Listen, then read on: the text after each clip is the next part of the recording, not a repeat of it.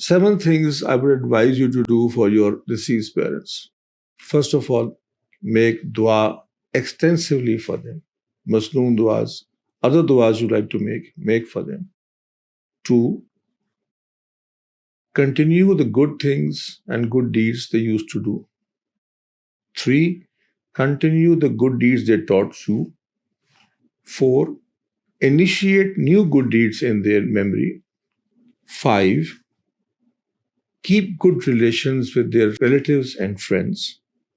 6, keep good relations with your own siblings and family. And 7, live the life that they would want you to live. Not a life of depression, not a life of always bad memories, but a good life. Remember their good things and continue them and try to be happy. So if they were to know about it, they would be happy too.